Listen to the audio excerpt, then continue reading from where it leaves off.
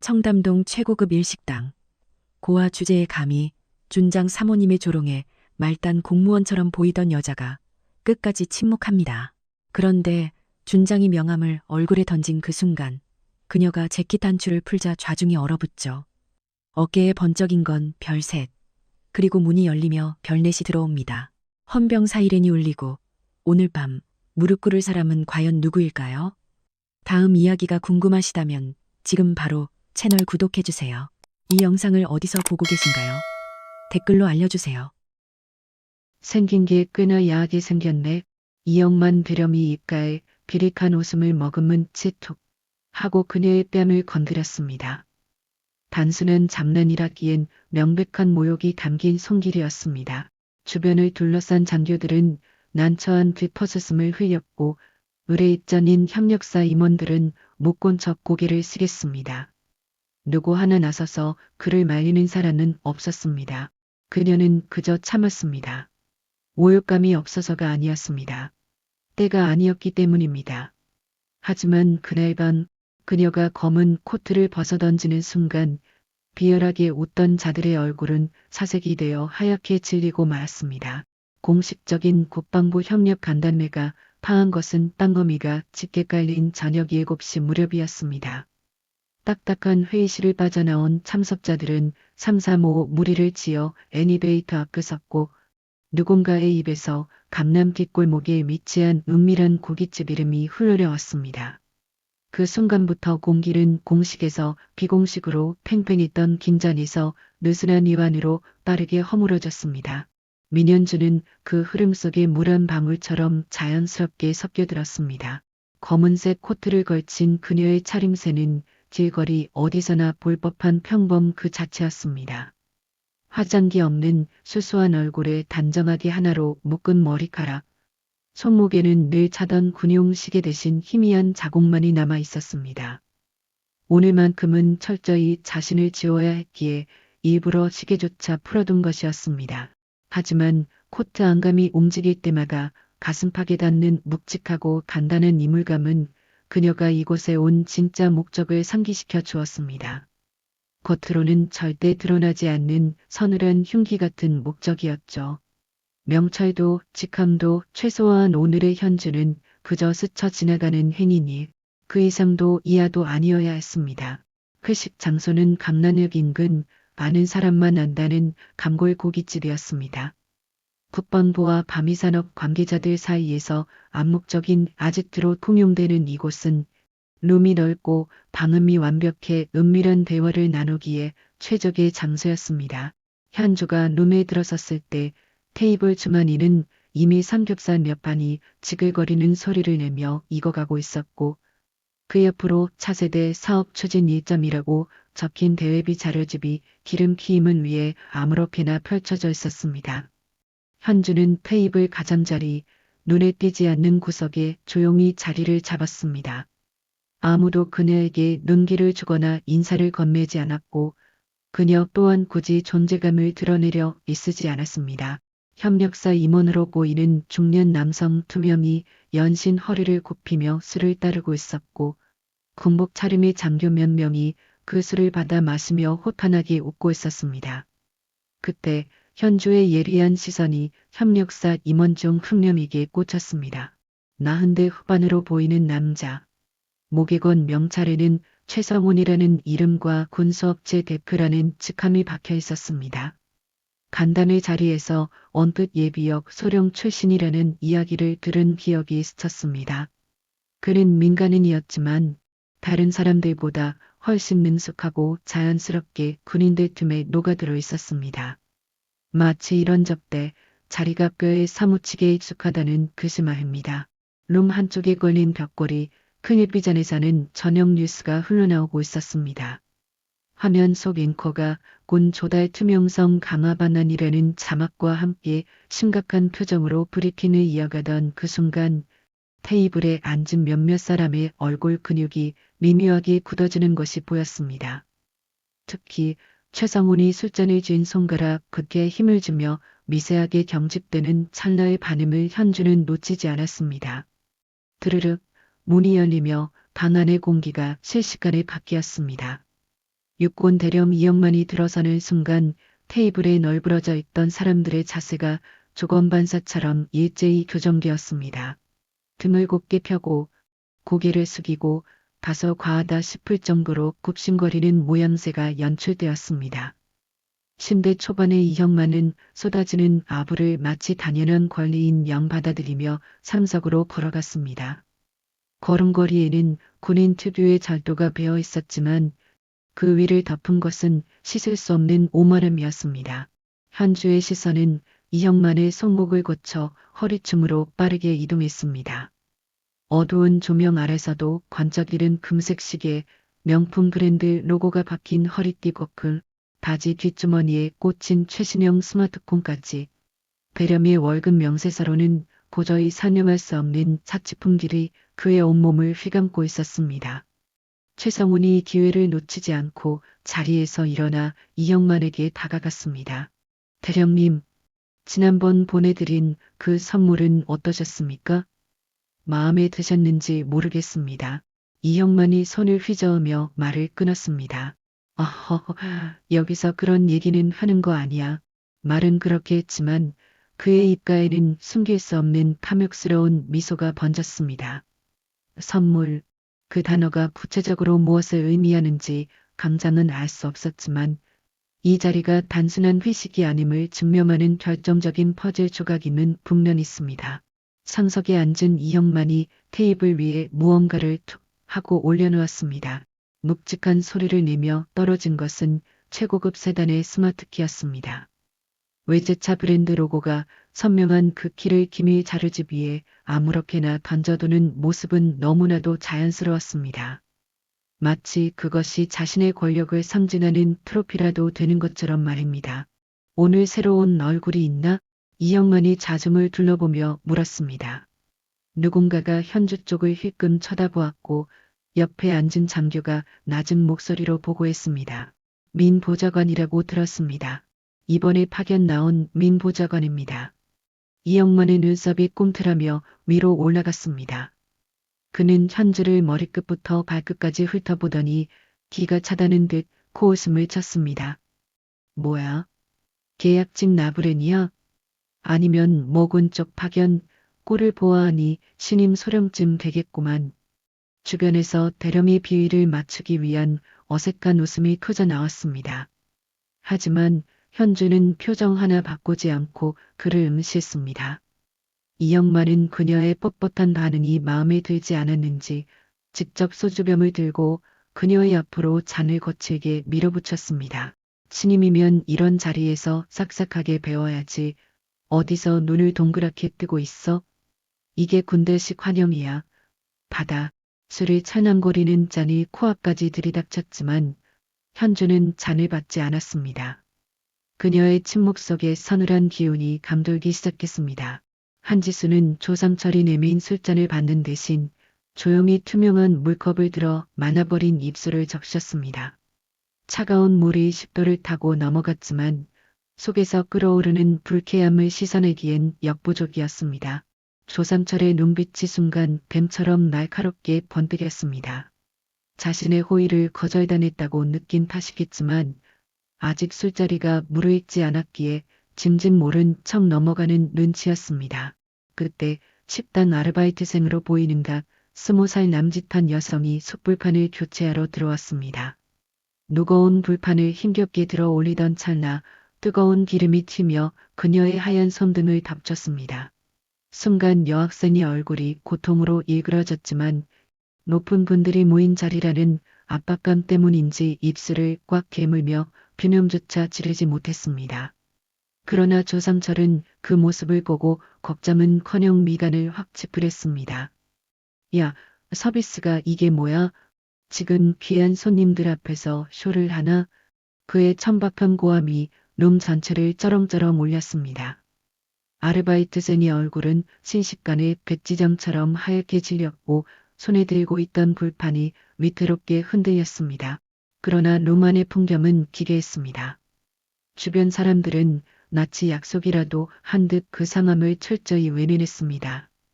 누구도 조상철의 무례함을 지적하지 않았고 누구도 화상을 입은 소녀를 챙기지 않았습니다.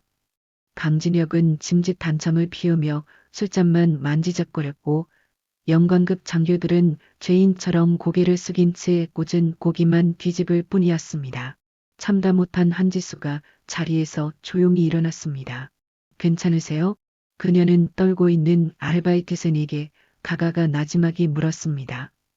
지수는 테이블 위에 놓인 차가운 물수건을 집어붉게 부어오른 소녀의 손등에 가볍게 쥐었습니다. 소녀의 눈동자에 놀라움과 감사가 동시에 스쳤습니다. 화기가 가라앉으며 고통이 조금은 진정되는 듯했습니다. 감사합니다. 정말 감사합니다.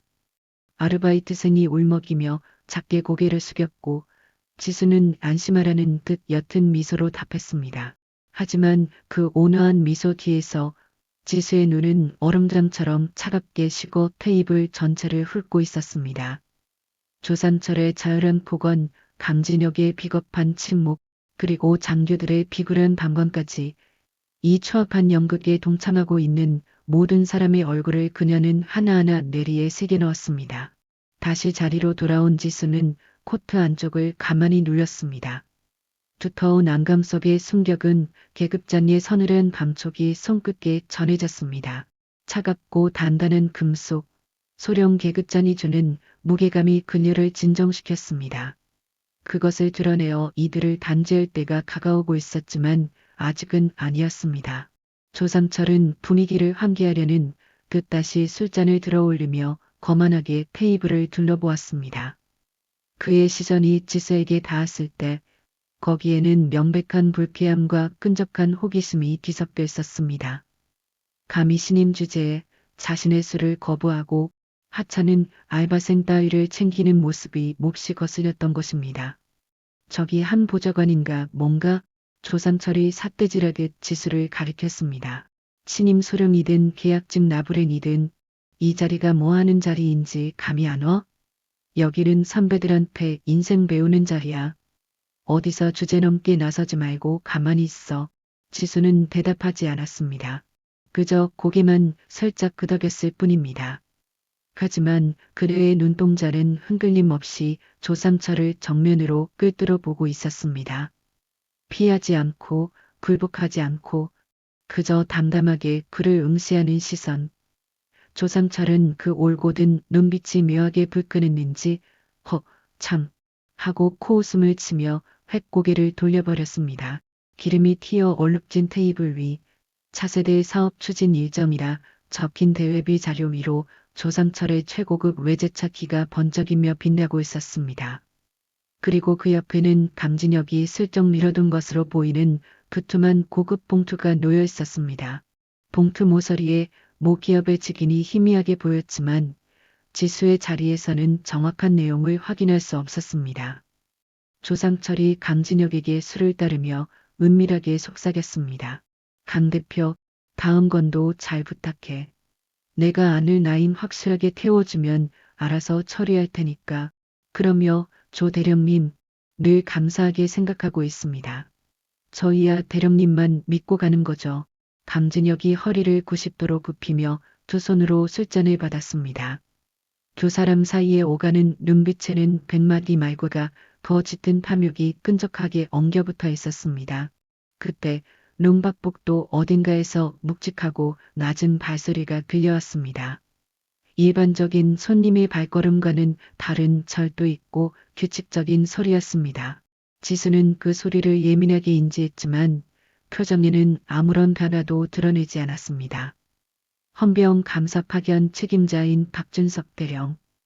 지수와 오래전부터 손발을 맞춰온 그가 이 건물 어딘가에서 숨죽여 대기하고 있다는 신호였습니다. 오늘 밤 그는 이 더러운 술판에 동석하지 않습니다.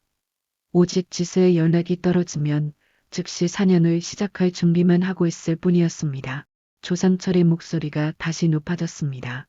술 기운이 오르자 그의 본성이 더욱 적나라하게 드러나기 시작했습니다. 요즘 여군들은 왜 이렇게 건방져? 나 때는 말이야. 신임이는 무조건 3일은 선배 뒤치다거리하느라 정신도 못 차렸어. 그런데 지금은 뭐?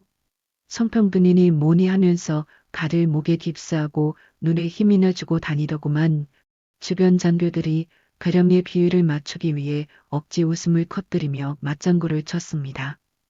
그 비굴한 웃음소리가 룸안을 가득 채울 때 한지수는 물컵을 천천히 내려놓았습니다. 테이블에 닿는 유리잔 소리가 유난히 차갑게 뛰었습니다. 손끝에 미세한 떨림이 있었지만 그것은 두려움이나 분노가 아니었습니다. 그것은 사념을 앞둔 맹수의 차가운 각성이었습니다. 이 인간 말종들이 어디까지 추악할 수 있는지 이제부터가 진짜 시작이었습니다. 지글거리는 고기 굽는 소리, 불판 위에서 튀어오르는 기름, 그리고 자욱하게 피어오르는 연기. 그 혼탁한 소음과 매캐한 공기 속에서 오직 한지수만이 홀로 이질적인 냉정함을 유지하고 있었습니다. 술이 몇 승배 더 돌자 테이블의 분위기는 걷잡을 수 없이 흐트러지기 시작했습니다. 조삼철의 목소리는 점점 더 커졌고 그에 비례해 주변 사람들의 자세는 더욱 비굴하게 낮아졌습니다. 협력사 임원들은 연신 술병을 비우며 아부를 떨었고 장교들은 기계적으로 박장대소하며 분위기를 띄웠습니다. 그 웃음에는 단 2%의 진심도 없었지만 누구도 그것을 문제 삼지 않는 기이한 밤이었습니다. 여군 장교들이 얼마나 나약해 빠졌는지, 요즘 신세대 장교들이 얼마나 위계질서를 모르는지에 대한 조삼철의 장광설은 끝없이 이어졌습니다. 군대의 전통과 권위를 신주단지 모시듯 떠받들어야 한다는 그의 낡은 훈계가 술냄새와 섭교름 안의 공기를 칵하게 만들었습니다. 주변의 영관급 장교들은 기계적으로 고개를 끄덕이며 맞장구를 쳤고 강진혁을 필두로 한 협력사 임원들은 비굴한 억지 웃음으로 분위기를 맞추느라 여념이 없었습니다. 한지수는 부비릭한 웃음들을 하나하나 눈동자에 박아넣듯 응시했습니다. 누가 진심으로 이 더러운 권력에 동조하는지, 누가 목구멍이 포도청이라 어쩔 수 없이 따르는지, 강진혁의 굳어버린 미소, 옆자리 긴 중념이 어색한 눈웃음, 그리고 죄인처럼 고개를 숙인 채 시선을 피하는 말단 임원들까지 훗날 이 얼굴들은 국정에서 혹은 징계위원회에서 반드시 필요한 증거가 될 수도 있었습니다. 그때 조상철의 흐릿한 시선이 다시 지수에게로 향했습니다. 야, 한부장관. 그가 검지손가락으로 삿대질하며 지수를 불렀습니다. 말투에는 이미 치기가 가득했습니다. 아까부터 궁금했는데 너 정확히 어디 소속이야? 지수는 잠시 뜸을 들이다가 감정을 억누른 낮은 목소리로 대답했습니다. 기획단 소속입니다. 기획단, 거기에 여자가 있었나? 조삼철이 코웃음을 쳤습니다. 옆에 앉은 눈치 빠른 장교 하나가 낮은 목소리로 무언가를 귀띔하려 했지만 조삼철은 귀찮다는 뒷손을 휘저으며 말을 끊어버렸습니다. 됐어, 됐어. 뭐 어디 소속이든 신임은 신임이지. 얼굴 보니까 딱 알겠네. 융통성이라곤 없는 샌님 관상이야. 신임이라는 낙인이 찍혔습니다.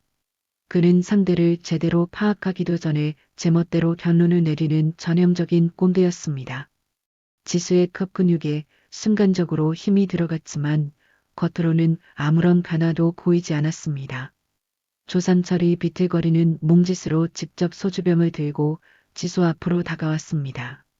술잔을 칵 소리나게 내려놓고 소주를 따르는 동작이 몹시 거칠었습니다. 잔에서 넘친 술이 하얀 테이블볼을 축축하게 적셨지만 그는 아랑곳하지 않았습니다. 차 받아. 원샷이야. 예의를 보여봐. 지수는 잔을 들지 않았습니다. 차를 가져왔습니다. 죄송합니다. 차. 조삼철의 짙은 눈썹이 꿈틀거렸습니다. 잠시로 만에 싸늘한 정적이 흐르더니 이내 비열한 비웃음이 그의 얼굴 전체로 번졌습니다. 여자라서 술 못하는 거야. 아니면 감히 내 술은 마시기 싫다 이거야. 지수는 대답 대신 테이블 구석에 놓인 맥주병을 집어 자기 옆에 놓인 빈잔에 따랐습니다. 독한 소주 대신 맥주를 선택한 것은 그녀가 할 수 있는 최소한의 방어이자 타협이었습니다. 조삼철이 그 모습을 보며 혀를 쳤습니다. 아, 맥주? 그 오줌 같은 게 술이야? 와, 요즘 것들은 진짜 군기가 다 빠졌어. 주변 협력사 인사들이 눈치를 보며 억지 웃음을 터뜨렸습니다. 그 고무한 웃음소리가 루마를 가득 채울 때 지수의 손끝이 미세하게 떨렸습니다. 그것은 두려움이 아닌 억누를 수 없는 분노의 대가였습니다. 참는다는 것, 그 자체가 점점 천근만근의 무게로 짓누르기 시작했습니다. 잠시 후 식단 아르바이트생이 새 물수건을 들고 조심스럽게 들어왔습니다. 아까 뜨거운 불판에 화상을 입었던 바로 그 여학생이었습니다.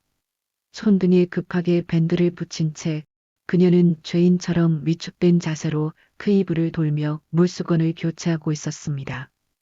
그런데 조상철이 그녀를 발견하고는 먹잇감을 찾은 맹수처럼 소리쳤습니다.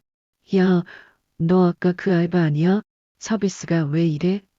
손 다쳤으면 다른 사람을 보내야지. 밥맛 벌어지게 밴드 덕지덕지 붙이고 들어와. 아르바이트생의 어깨가 흠칫 떨렸습니다. 공포에 질려 얼굴이 하얗게 질린 채 그녀는 울먹였습니다. 죄송합니다. 오늘 인원이 부족해서 인원타령은 매니저한테 가서 해. 내가 내 돈 내고 밥 먹는데 왜 니들 사정을 들어야 돼? 조상철의 고함이 룸 전체를 쩌렁쩌렁 울렸습니다. 소녀의 손이 사시나무 떨듯 떨리기 시작했습니다. 물수건을 쥐고 있는 손끝이 하얗게 질려 있었습니다. 그러나 주변 사람들은 약속이나 한 듯 또다시 외면했습니다. 강진혁은 딴청을 피웠고 장교들은 실장만 만지작거렸습니다. 누구도 나서지 않았고 누구도 이 폭력을 말리지 않았습니다. 지수의 가슴 한쪽이 불에 데인 듯 뜨거워졌습니다. 이 역겨운 자리에 동석하고 있다는 사실 자체가 끔찍한 고통이었습니다. 당장이라도 개그잔을 꺼내 들고 판을 뒤엎고 싶었지만 아직은 결정적인 순간이 아니었습니다. 지수는 조용히 자리에서 일어났습니다. 테이블 구석 얼음통에서 얼음 몇 조각을 집어 종이컵에 담았습니다. 그리고 떨고 있는 아르바이트생에게 다가갔습니다. 많이 아프죠? 손등에 이거 대고 계세요. 화상엔 차가운 게 제일 좋아요. 지수가 얼음이 담긴 컵을 건네며 작게 속삭였습니다. 소녀가 놀란 토끼 눈으로 지수를 올려다보았습니다. 그 눈망울에 감사와 당혹감 그리고 안도가 동시에 스쳤습니다. 감사합니다. 정말 감사합니다. 소녀가 작게 고개를 숙였고 지수는 안심하라는 듯 역큰 미소로 답했습니다. 하지만 몸을 돌려 자리로 돌아오는 지수의 얼굴에서 미소는 이미 차갑게 증발해 버린 뒤였습니다. 다시 자리에 앉은 지수의 날카로운 시선이 조상철의 손목에 멈췄습니다. 화려한 조명 아래 군인의 월급으로는 감당하기 힘든 최고급 금색 시계가 번쩍거리고 있었습니다. 그리고 테이블 한쪽에 아무렇게나 던져진 검은색 가죽 케이스가 눈에 들어왔습니다. 얼핏 보면 평범한 명함 지갑 같았지만 지수는 그 가죽에 음각된 로고를 놓치지 않았습니다. 강진혁이 운영하는 건설사의 로고와 정확히 일치했습니다. 그때 조상철이 테이블 아래에서 휴대폰을 꺼내 무언가를 확인했습니다. 지수의 위치에서 화면이 살짝 보였는데 짧은 메시지들이 오가고 있었습니다. 처리 완료, 이동 준비 같은 딱딱한 문장들이었지만 구체적인 내용은 확인할 수 없었습니다. 조상철은 빠르게 답장을 보내고 휴대폰을 주머니에 쑤셔 넣었습니다. 지수의 관자놀이가 옥신거렸습니다. 분노를 참는 것이 점점 신체적인 고통으로 다가오기 시작했습니다. 이 자리에서 딱 한마디만 쏘아붙이면 속이 시원해질 것 같았지만 그 찰나의 감정이 공들인 작전을 망칠 수도 있었습니다. 조상철이 다시 지수를 향해 술잔을 들이밀었습니다. 아까 그 맥주가 술이야? 에이, 맛없어. 제대로 한 잔 받아보라니까. 지수는 단호하게 고개를 저으며 잔을 손으로 막았습니다. 충분히 마셨습니다. 조상철의 눈빛이 매섭게 반했습니다. 입꼬리가 불쾌하게 실룩거렸지만 끈질기게 거절하는 기세에 눌렸는지 더 이상 억지로 밀어붙이지는 않았습니다. 대신 그는 화풀이 대산을 찾듯 강진혁에게 고개를 돌렸습니다. 야, 강 대표. 여기 너무 시끄럽고 답답해. 이 차는 어디 좀 조용한 데 없나? 우리끼리 진하게 얘기 좀 하게. 감진혁이 기다렸다는 듯 비굴한 미소를 지으며 재빨리 대답했습니다. 아, 예, 그령님. 제가 잘 아는 최고급 프라이빗 룸이 근처에 있습니다. 아주 조용하고 물도 좋습니다. 두 사람 사이에 오가는 은밀한 눈빛, 그것은 더 깊고 어두운 늪으로 향하는 신호였습니다. 조삼철이 만족스럽게 고개를 끄덕였습니다. 그 신호를 기점으로 주변 사람들이 하나둘 일어날 준비를 서둘렀습니다. 한지수는 물컵을 천천히 테이블에 내려놓았습니다. 유리잔에 닿은 손가락 끝이 미세하게 떨리고 있었습니다. 두려움 때문이 아니었습니다. 참는다는 것, 그 인내의 대가는 생각보다 훨씬 가혹하고 비싼 것이었습니다. 이 차는 더 폐쇄된 공간일 것이고 상황이 더 진전될 가능성이 농후했습니다. 지수는 코트를 집어들며 자리에서 일어났습니다.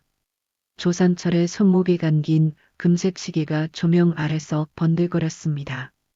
그 탐욕스러운 빛이 지수의 만막에 잔상처럼 남았습니다. 밤은 아직 끝나지 않았습니다. 술이 몇 순배 더 불자 조삼철의 말투가 눈에 띄게 질척거리기 시작했습니다. 처음에는 훈계였습니다. 군대의 전통, 위계질서의 중요성, 요즘 세대의 나약함 따위를 떠들어대던 목소리가 어느 순간부터 반연을 틀었습니다. 탁한 눈동자가 지수에게 고정되더니 말의 결이 완전히 달라졌습니다. 근데 한지수 소위 가만 보니까 얼굴이 꽤 괜찮네. 조상철이 술잔을 기울이며 지수를 노골적으로 훑어보았습니다. 위에서 아래로 그리고 다시 위로 천천히 성품을 감정하듯 훑는 그 시선 자체가 불쾌함을 넘어선 명백한 모욕이었습니다. 이런 반반한 얼굴이면 회식 자리에 데리고 다닐 맛은 나겠는데? 기획단에서 뭘 이런 보물을 숨겨놨던 거야? 주변에서 비굴한 웃음소리가 낮게 퍼져나왔습니다. 누군가는 민망함에 술잔을 급하게 들이켰고 누군가는 고개를 돌려 있어 시선을 피했습니다. 강진혁은 코트 단지만 만지작거리며 곧게 입을 가물고 있었습니다. 아무도 그 웃음을 멈추지 않았고 아무도 그 저열한 언사를 제지하지 않았습니다. 지수의 등줄기가 차갑게 식었습니다. 손가락 끝에 저절로 힘이 들어갔습니다. 테이블 아래 보이지 않는 곳에서 주먹을 쥐었다 폈다를 반복했지만 겉으로 드러난 표정에는 아무런 변화도 없었습니다. 그때 조상철이 비틀거리며 자리에서 일어났습니다. 술 기운의 중심을 못 잡는 척하며 지수 쪽으로 다가오더니 아무렇지 않게 지수의 바로 옆 빈자리에 털썩 주저앉았습니다.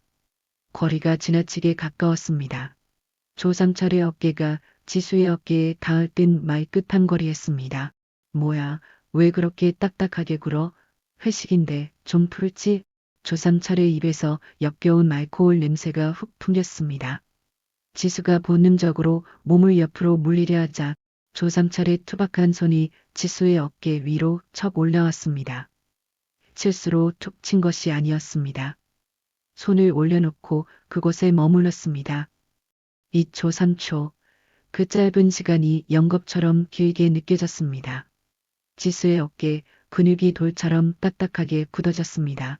실형칠 특수임무단에서 몸에 낀 살인적인 반사신경이 강자니라도 상대의 손목을 꺾고 팔꿈치를 비틀어버리라고 아우성쳤지만 차가운 이성이 그것을 억눌렀습니다. 대령님, 손 치워주시죠. 지수의 목소리가 낮게 깔렸습니다. 정중함을 가장한 경고였습니다. 하지만 조삼철은 손을 치우지 않았습니다. 오히려 손가락에 힘을 주며 어깨를 꽉 움켜쥐었습니다. 왜? 선배가 친하게 지내자고 이러는 건데 신임이면 이런 것도 그을 줄 알아야지. 그제야 억지로 손을 떼는가 싶더니 이번에는 그의 손이 지수의 톡산 쪽으로 불쑥 올라왔습니다. 검지로 턱끝을 가볍게 톡 들어 올리듯 건드렸습니다. 마치 물건의 상태를 확인하듯 야하게 생겼네. 그 한마디가 로만의 공기를 얼어붙게 만들었습니다. 주변이 쥐죽은 듯 조용해졌습니다. 누군가 헛기침을 했고 강진혁은 고개를 푹 숙인 채 자기 앞에 놓인 빈 술잔만 뚫어져라 쳐다보았습니다. 옆자리 장결은 급히 휴대폰을 꺼내 무언가를 확인하는 척했고 협력사 임원 중 하나는 화장실을 핑계로 자리를 피했습니다. 아무도 말리지 못했습니다. 아니, 말릴 생각조차 하지 않았습니다. 지수의 관자놀이가 옥신거리며 뛰기 시작했습니다. 심장이 귀 뒤에서 쿵쿵거렸습니다. 뜨거운 분노가 목구멍까지 치밀어 올랐지만 그녀는 그것을 억지로 삼켰습니다. 삼키고 또 삼켜 내장 깊숙한 곳으로 밀어넣었습니다. 말이 군복의 폭력을 만듭니다. 대령님, 지수가 최대한 감정을 죽인 관조한 목소리로 말했습니다. 하지만 그 안에는 서슬퍼런 카날이 숨겨져 있었습니다. 조상철의 표정이 순간 굳어졌습니다. 당원한 기색은 이내 비열한 비웃음으로 바뀌었습니다. 뭐, 풍격? 야, 신임 소희가 지금 선배한테 훈계질이야? 조상철의 목소리가 갑자기 높아졌습니다. 소주병을 테이블에 캅하고 내려놓는 소리가 룸 전체를 울렸습니다. 요즘 여자들은 왜 이래? 선배가 좋게 말할 때 받아들여야지. 어디 보좌관 말고 분위기 담당으로 온 줄 알았더니 분위기는 개뿔. 융통성이라곤 없어서 원. 협력사 임원 중 한 명이 눈치를 보며 낮게 낄낄거렸습니다. 그 웃음소리가 침묵보다 더 잔인하게 고막을 긁었습니다. 지수는 그 웃음의 주위를 눈으로 확인했습니다.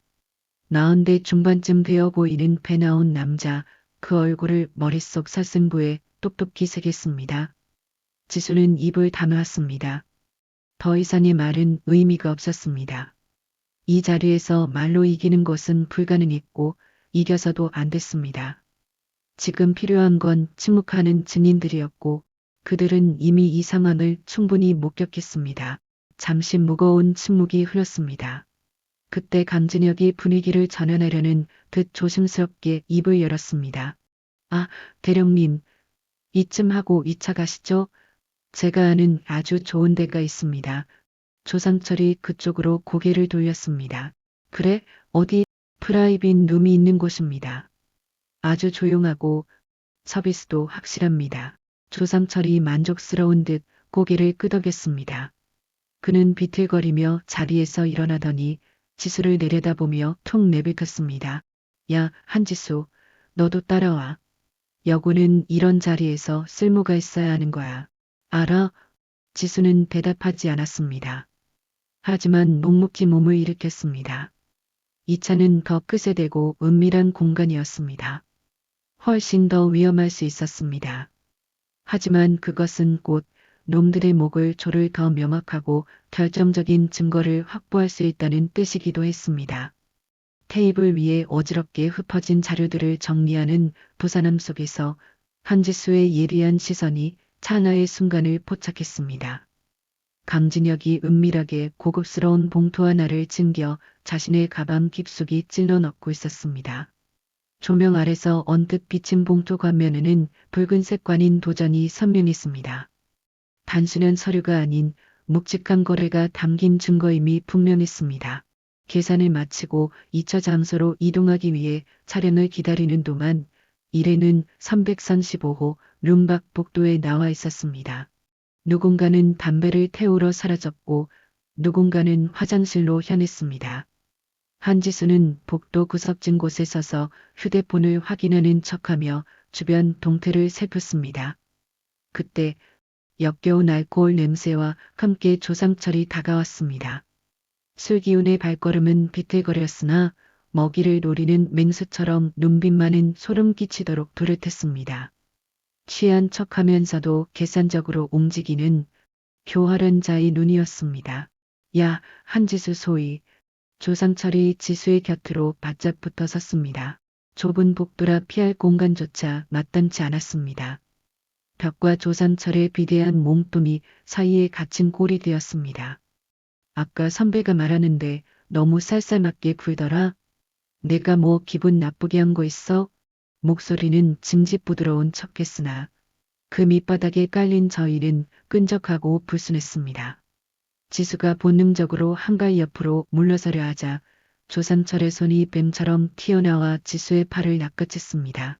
뼈가 으스러지게 잡은 것은 아니었으나 쉽사리 뿌리치기 힘들 만큼의 완력이 실려 있었습니다. 가지마, 얘기 좀 하자니까. 지수의 전신 근육이 순간적으로 딱딱하게 경직되었습니다. 대령님, 손 놓으시죠. 왜? 선배가 아끼는 마음에 챙겨주려는 건데, 신임 장교는 선배가 챙겨줘야 군생활이 편한 법이야. 알아? 조상철은 비릿한 웃음을 흘리며 손을 놓지 않았습니다. 지수가 차가운 눈으로 그의 손을 내려다보며 다시 한번 경고했습니다. 거리 지켜주십시오. 그러자 조상철의 표정이 순식간에 일그러졌습니다. 거리? 무슨 거리? 야, 요즘 것들은 왜 이렇게 예민해 빠졌어? 그가 맵다 소리를 지르자 복도에 있던 몇몇이 해끔거렸으나 이내 못 본 척 고개를 돌려버렸습니다. 누구도 다가오지 않았습니다. 그 순간 조상철의 손이 발에서 떨어지는가 싶더니 불쑥 위로 치솟았습니다. 그의 투박한 손바닥이 지수의 뺨을 푹푹 쳤습니다. 그것은 폭행이라기보다 명백한 조롱이자 하대였습니다. 마치 물건의 품질을 확인하듯 혹은 애완동물을 다루듯 너 내가 우스워? 지수의 눈동자가 흔들렸습니다. 두려움이 아니었습니다. 칠형칠 특수임무단 시절 수천 번 반복했던 살상무술이 본능적으로 튀어나오려는 것은 억누르느라 생긴 경련이었습니다. 당장이라도 저 손목을 꺾고 관절을 박살낼 수 있었지만 지수는 입술을 깨물며 참아냈습니다. 지금은 때가 아니었습니다. 손 치우십시오. 지수는 분노를 꾹꾹 눌러다는 낮은 목소리로 말하며 조상철을 정면으로 노려보았습니다. 서늘한 기백에 눌린 듯 조상철이 멈칫하더니 이내 헛웃음을 터뜨리며 손을 내렸습니다. 뭐야, 무섭게 쳐다보네. 교육이야, 교육.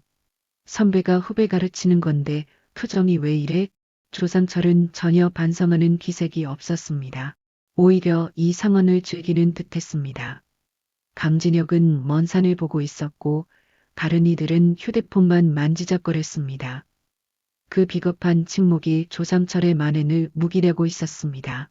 건물 밖으로 나오자 늦겨울의 칼바람이 얼굴을 때렸습니다. 룸 안에 탁하고 끈적했던 공기와는 대조적이었습니다. 지수는 폐부 깊숙이 차가운 공기를 들이마시며 뺨에 남은 불쾌한 감촉을 씻어내려 있었습니다. 그녀는 떨리는 손으로 휴대폰을 꺼내 정태섭에게 짧은 메시지를 보냈습니다. 이동 대기 유지. 고지어 검은색 스나차가 미끄러지듯 다가왔습니다. 강진혁이 문을 열며 말했습니다. 준비됐습니다. 타시죠.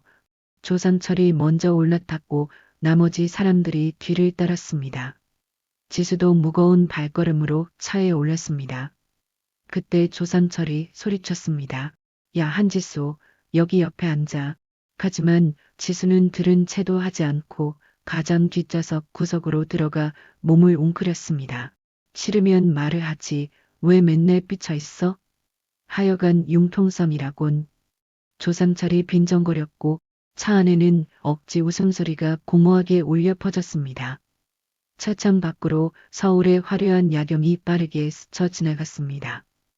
지수는 어둠 속에 몸을 숨긴 채 주먹을 꽉 쥐었습니다. 턱선에 닿았던 그 손가락의 감촉이 소름 끼치게 남아 있었습니다. 선은 이미 넘었습니다. 이제 남은 것은 놈들의 목줄을 쥘 철저한 기록뿐이었습니다. 모욕감이 피부 아래에서 끓어오르듯 뜨겁게 타올랐습니다. 하지만 지금은 감정으로 움직일 때가 아니었습니다. 7형칠 특임대 시절부터 훈련받은 차가운 이성이 지수의 머릿속을 지배했습니다. 지수는 휴대폰을 꺼내 메모장을 열었습니다.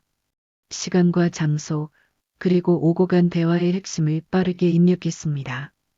그러고는 코트 자락을 내려다보았습니다. 아까 술자리에서 튄 술자국이 흉하게 많아붙어 있었습니다.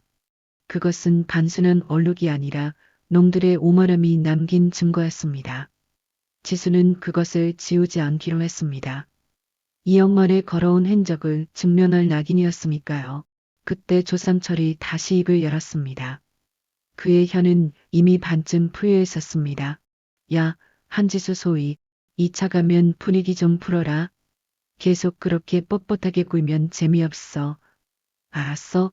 지수는 대답하지 않았습니다. 대과의 가치조차 없는 말들이었습니다. 그때 강진혁이 싹싹한 태도로 다가왔습니다. 대령님, 차량 대기시켰습니다. 가시죠. 조상철이 만족스러운 듯 고개를 끄덕였습니다. 그는 비틀거리는 몸을 일으키며 지수를 위아래로 훑어보고는 툭 내뱉었습니다. 야, 너도 타. 도망갈 생각하지 말고. 지수는 그 말에도 대답하지 않았지만 묵묵히 몸을 움직였습니다. 일행이 뒤를 따라 밖으로 나오자 늦겨울의 매서운 공기가 훅 끼쳐왔습니다. 칼날 같은 찬바람이 뺨을 스치고 지나갔습니다. 하지만 그 차가운 바람조차 아까 조상철의 손이 닿았던 뺨의 열기를 식히지는 못했습니다. 그 자리가 마치 화상을 입은 듯 여전히 얼얼했습니다. 불쾌함과 분노가 위산처럼 역류하여 속이 울렁거렸습니다. 지수는 어금니를 꽉 깨물며 그 역겨움을 삼켰습니다. 그 순간 복도 끝 어둠이 내려앉은 구석에서 누군가의 시선이 느껴졌습니다. 정태섭이었습니다. 그는 멀찍이 떨어진 곳 그림자 속에 숨어 성원을 예의주시하고 있었습니다. 그는 절대 먼저 가까우지 않았습니다. 지수의 작전 통제권을 존중하며 완벽한 타이밍을 기다리는 것이었습니다. 지수는 그에게 아주 짧은 눈짓을 보냈습니다. 아직 아니다. 조금 더 기다려. 정태섭이 미세하게, 아주 미세하게 고개를 끄덕였습니다. 그리고는 가시 어둠 속으로 스며들듯 물러났습니다. 건물 앞에는 검은색 승합차가 대기하고 있었습니다. 지수는 아무 말 없이 맨 뒷좌석 구석에 올라탔습니다. 좁고 밀폐된 차 안에서 조상철의 목소리가 다시금 불쾌하게 울려 퍼지기 시작했습니다.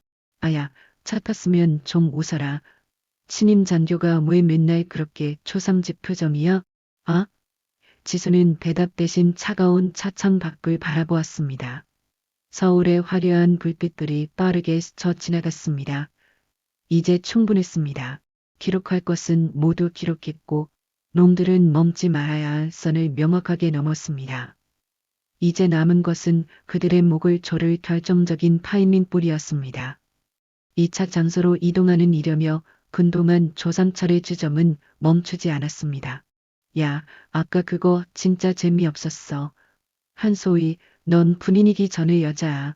분위기 맞추는 법도 좀 배워야지. 조상철이 귀를 돌아보며 짓거렸습니다.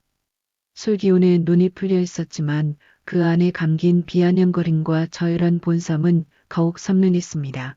지수는 창밖의 야경을 응시하며 감정을 억누르고 냉정함을 유지했습니다. 도착한 곳은 강남의 한국은 멤버십 바였습니다. 건물 외관은 수수한 벽돌집처럼 보였지만 내부로 들어서자 분위기가 완전히 갈라졌습니다. 은밀하고 퇴폐적인 붉은 조명이 복도를 따라 낮게 깔려 있었고 양옆으로는 프라이빗 룸들이 줄지어 있었습니다. 강진혁이 능숙하게 앞장서서 가장 반쪽방으로 안내했습니다. 문이 열리자 운동장만 한룸이 나타났습니다. 벽면에는 두꺼운 반음재가 덧대어져 있었습니다. 밖에서는 이 안의 비명소리조차 들리지 않을 완벽한 미실이었습니다. 지수는 문이 닫히는 소리를 예민하게 포착했습니다. 철컥, 금속선의 마찰음이 유난히 크게 고막을 때렸습니다. 그것은 마치 감옥의 문이 잠기는 소리 같았습니다. 조상철은 선석에 펄썩 주저앉자마자 익숙하게 술잔을 들어 올렸습니다. 강진혁이 기다렸다는 듯 재빨리 양주를 채웠고 다른 임원들도 각자 자리를 잡았습니다. 지수는 입구에서 가장 먼 구석진 자리에 앉아 전체를 조망했습니다. 한 잔 들이킨 조상철이 강진혁에게 고개를 돌리며 은밀하게 물었습니다. 야, 강 사장. 저번에 말했던 그건 어떻게 됐어? 착착 진행 중입니다. 대령님, 다음 주쯤이면 확실한 결과가 나올 겁니다. 그래, 좋아. 이번에 잘 되면 내가 그쪽 라인은 확실하게 잡아줄게. 강진혁이 허리를 90도로 굽히며 조아렸습니다. 감사합니다. 늘 대령님 은혜 잊지 않고 있습니다. 지수의 귀에 라인이라는 단어가 낚시바늘처럼 걸려들었습니다. 아까 1차 회식 자리에서도 얼핏 들었던 단어였습니다. 조삼철은 기분이 좋아졌는지 옆자리에 앉은 협력사 임원에게도 물었습니다. 야, 김전무, 저번에 그 선물 있잖아. 윗분들 반응이 어땠어? 임원이 비굴하게 웃으며 고개를 끄덕였습니다. 아주 좋았습니다.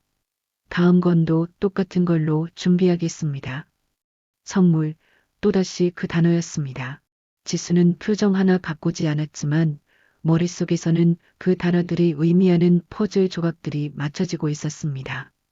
뇌물과 청탁, 그리고 군납비리의 윤곽이 서서히 드러나고 있었습니다. 그때 지수의 시선이 테이블 건너편에 앉은 한잔뒤에게 멈췄습니다. 30대 후반으로 보이는 소렴이었습니다.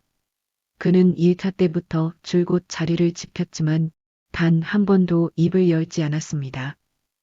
조삼철이 지수에게 소미롬에 가까운 폭언을 커부을 때도 뺨을 툭툭 치며 모욕을 줄 때도 그는 그저 묵묵히 술잔만 만지작거렸습니다. 시선은 죄인처럼 테이블 위에 고정되어 있었고 누구와도 눈을 마주치지 않았습니다. 지금도 마찬가지였습니다. 조삼철이 비리를 떠벌리고 다니는 동안 그는 투명 인간처럼 숨을 죽이고 술만 삼키고 있었습니다. 가끔 분위기에 맞춰 억지 웃음을 지어 보였지만 그 웃음에는 공포와 비굴함만이 가득했습니다. 지수는 그 소렴의 얼굴을 유심히 관찰했습니다.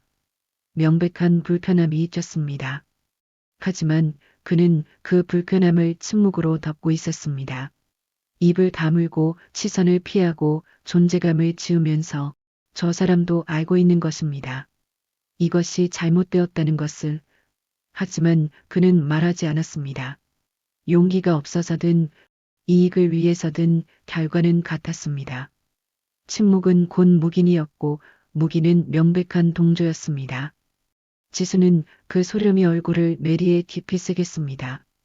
나중에 이 판을 뒤집을 때 반드시 필요한 표가 될 수도 있는 얼굴이었습니다. 그때 조삼철이 술을 연거푸 들이키더니 잔뜩 취기가 오른 목소리로 고함을 질렀습니다. 야, 여기 있는 놈들 전부 내 발밑이야. 알아? 내가 누군지 알아? 알아? 내가 말하면 이 바닥에서는 그게 곧법이야. 조삼철이 혁고의 소리로 외쳤습니다. 그 옆에서 강진혁이 비굴한 미소를 지으며 술을 따랐습니다. 하지만 그 웃음은 가면처럼 어색하기 짝이 없었습니다. 지수는 놓치지 않았습니다. 강진혁의 손끝이 미세하게 떨리고 있었습니다. 슬금을 쥔 손가락 마디가 핏기 하나 없이 하얗게 칠을 썼습니다. 강진혁 또한 이상언이 편치 않은 것입니다. 하지만 그는 멈추지 않고 웃었습니다. 고개를 조아리고 비위를 맞추며 영혼 없는 웃음을 팔았습니다. 그것이 썩어빠진 술자리의 생존 법칙이었습니다.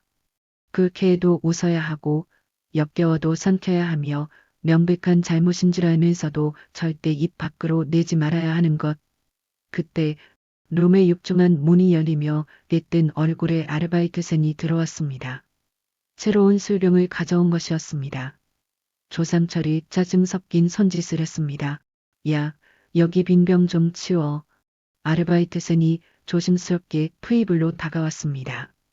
긴장한 크신지 빈병들을 모아 쟁반에 올리던 그녀의 손이 미끄러졌고 병 하나가 바닥으로 떨어졌습니다.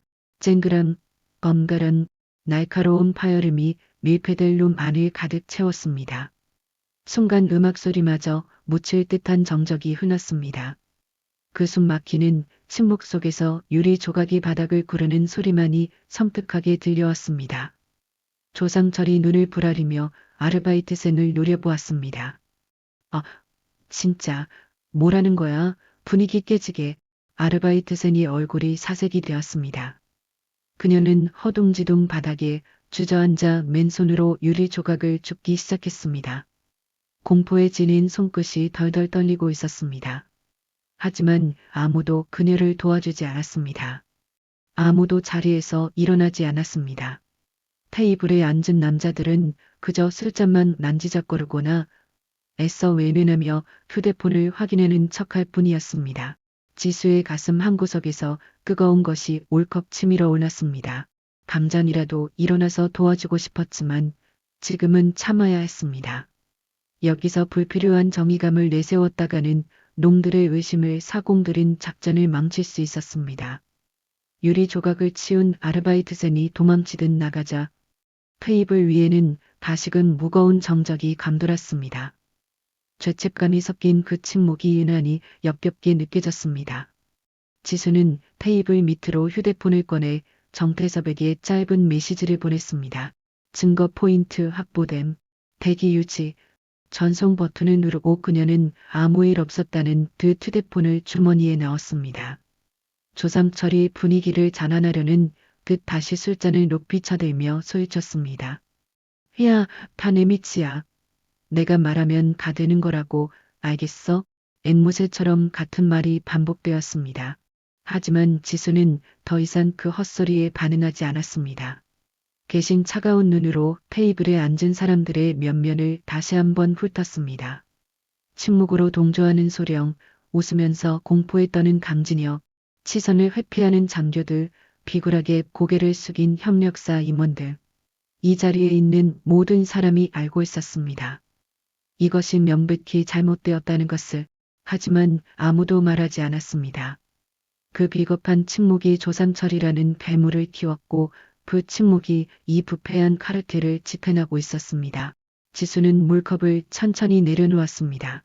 이것은 단순히 조삼철 개인의 일칼이 아니었습니다. 썩어빠진 구조의 문제였습니다. 프라이빗 룸의 공기가 점점 더 탁해지고 무거워졌습니다.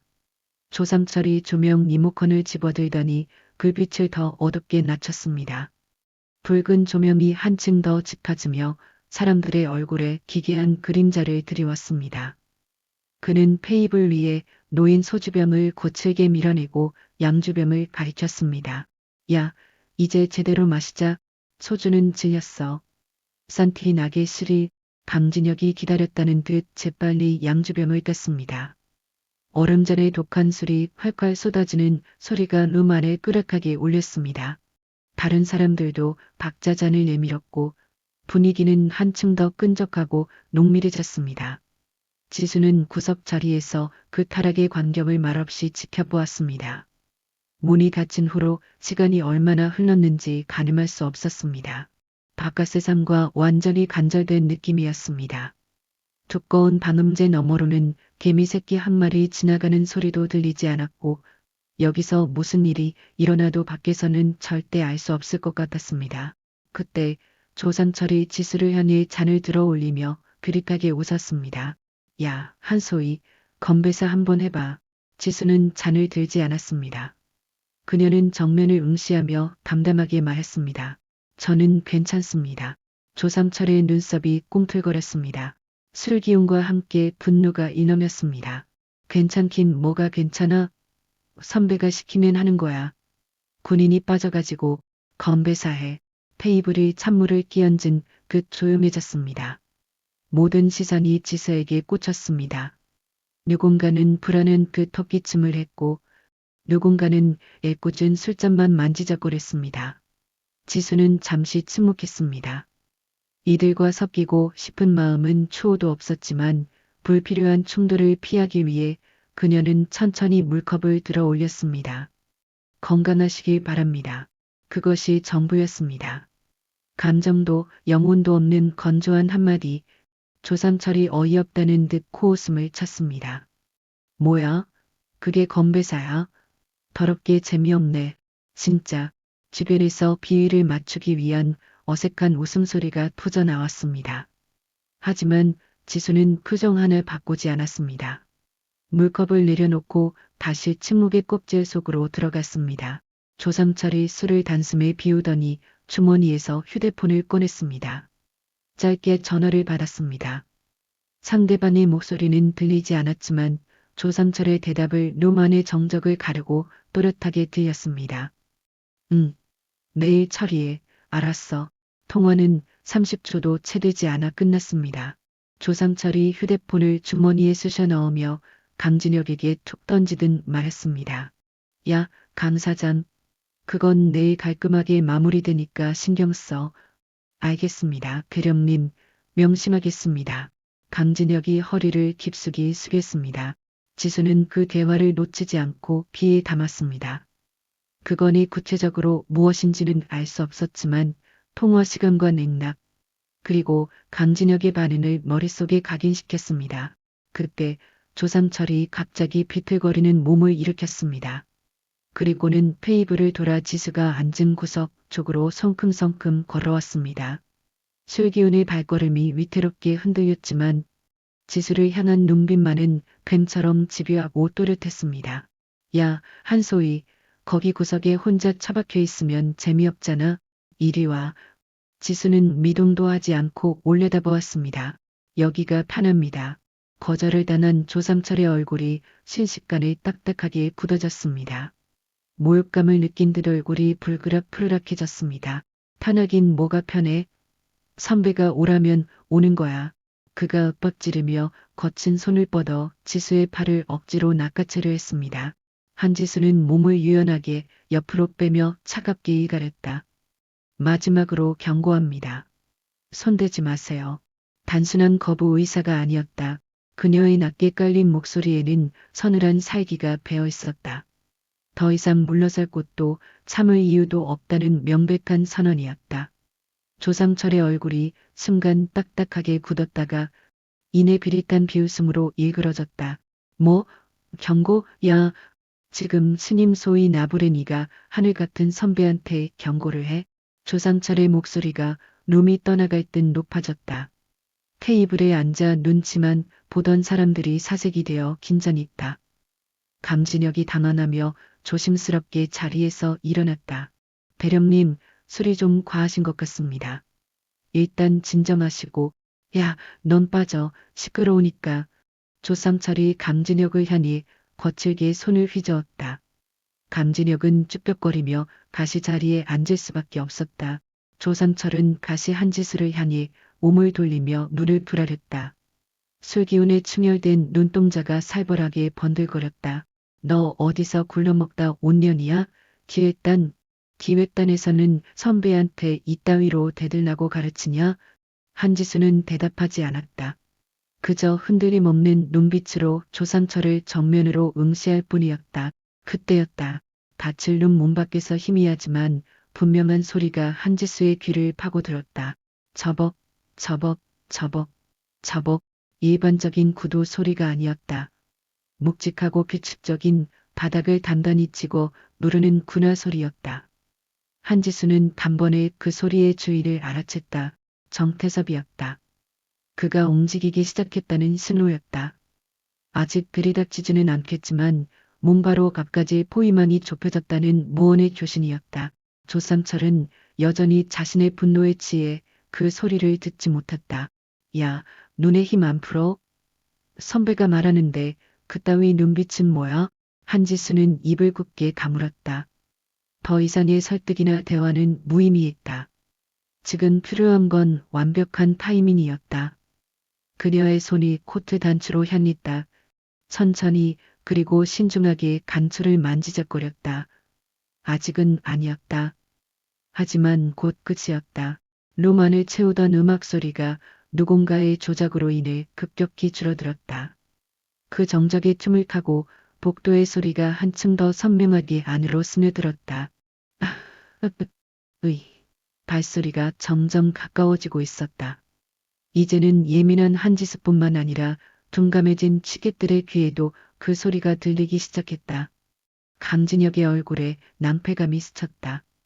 뭐지, 이 소리. 조상철도 그제야 미간을 찌푸리며 문 쪽으로 고개를 돌렸다. 뭐야, 밖에 누가 있어? 어떤 새끼가 분위기 깨게 얼쩡거려? 아무도 대답하지 못했다. 발소리가 문 앞에서 뚝 멈췄다. 그리고 잠시 후 문손잡이가 천천히 돌아가는 듯한 쇳소리가 들려왔다. 한지수는 쥐고 있던 코트 단추를 놓으며 마지막 승부수를 던졌다. 사과할 기회를 드리겠습니다. 목소리는 낮았지만 강철처럼 단단했다. 거기에는 개인적인 분노를 넘어선 군인으로서의 결기가 서려 있었다.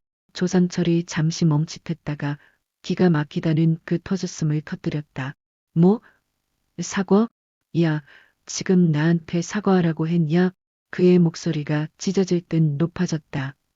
술기운에 얼굴이 붉게 달아오른 조상철은 한지수를 위아래로 훑어보며 모욕적인 언사를 쏟아냈다. 새파랄 소희가 대령한테 사과를 요구해. 아, 진짜 돌아버리겠네. 네가 세상 무서운 줄을 모르는구나. 내가 누군지 알아? 한지수는 더 이상 대꾸하지 않았다. 그저 조상철의 추악한 민낯을 똑바로 직시했다. 조상철은 자신의 권위가 무시당했다는 사실에 이성을 잃었다. 광대뼈가 분노로 실룩거렸다.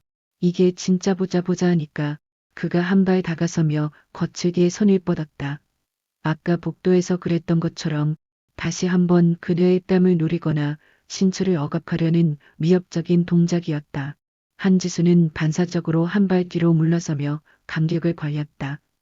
그리고 차갑게 선언했다. 이제부터 규정대로 갑니다.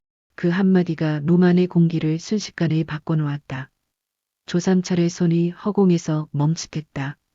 술에 절어 흐릿한 이성으로도 본능적인 위기감이 등골을 스치고 지나간 탓이었다.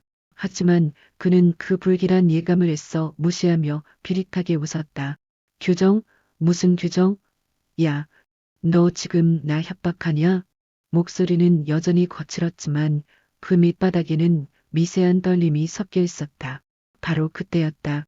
쿵, 빵, 딸. 이번에는 한 명이 아니었다. 여러 명의 구녀가 복도를 점거하며 달려오는 소리가 천둥처럼 울려 퍼졌다. 룸쪽을 향해 쇄도하는 압도적인 기세였다. 테이블에 앉아있던 강진혁이 가장 먼저 반응했다. 들고 있던 양지자를 덜덜 떨며 테이블에 내려놓았다. 팍잔이 부딪히는 소리가 났지만 그의 얼굴에서는 이미 핏기가 완전히 빠져나가 있었다. 침묵으로 일관하던 소령도 하들짝 놀라 고개를 들었다. 저녁 내내 비겁하게 시선을 피하던 그가 처음으로 공포에 질린 눈으로 문을 응시했다. 협력사 임원들의 눈동자가 불안하게 흔들렸다.